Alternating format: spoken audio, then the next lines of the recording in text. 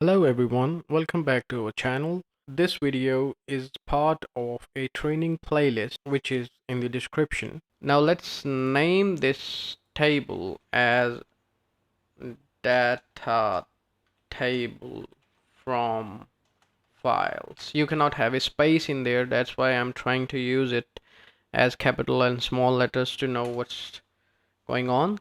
We got this data 3 tab, and now we'll quickly update our summaries with respect to this.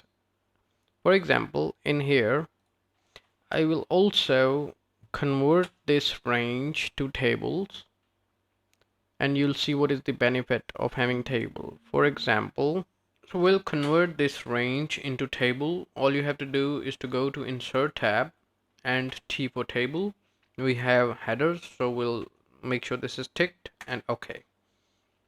Now our data is converted into tables. What is the benefit?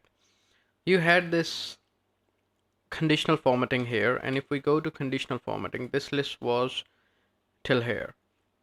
Whenever there is another row added beyond this 36, which was the range, then this won't show that name in there.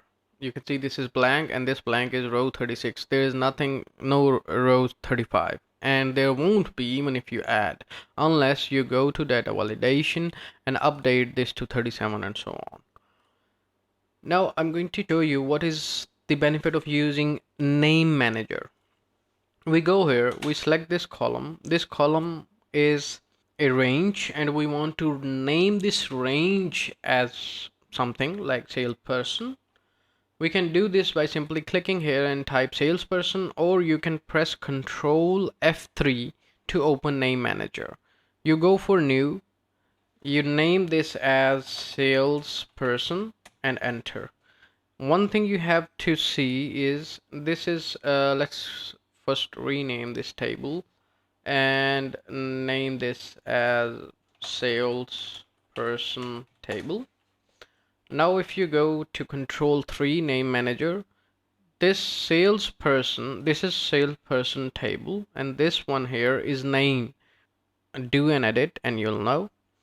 Refers to salesperson table and salesperson. It means whenever you add a new person, that will still be salesperson column in this salesperson table. So you don't have to worry about whether you add a new name and it won't appear here. But you have to update this first. So you go for, instead of this, we'll get rid of this. We'll press F3 to get a list of all the names. This is the name we just created, salesperson, and press OK. Now if we add something here like ABC or maybe DEF, then you'll get these name in here. And if we delete these, then there won't be any blank below this.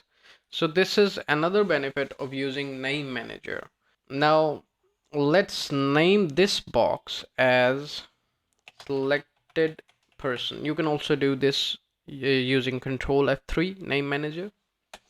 Press enter. What is the benefit of this? Well, in here, let's update these formulas. Now instead of using all the B column, you'll just go here and select this. So now it says that it is looking up in salesperson table for sales, and let's update this column A to this. And now it says it is looking up in salesperson table salesperson. In G5, let's select this again, and it says selected person. Press enter. Now you see this formula is very good looking, and it's not just good looking, it's also helping us to make Excel, look and work in a great way, and not look for all this A or B column. Just look for the range which is required.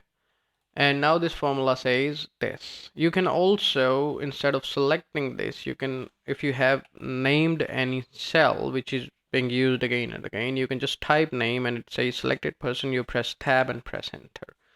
Now if I copy this and paste here, all I have to do is to change the salesperson to fire. I pressed F, it is suggesting me fire person. I'll do tab and enter. We change the input, so we'll change output, not input, because name is always looked up in the same way. So fire person and enter.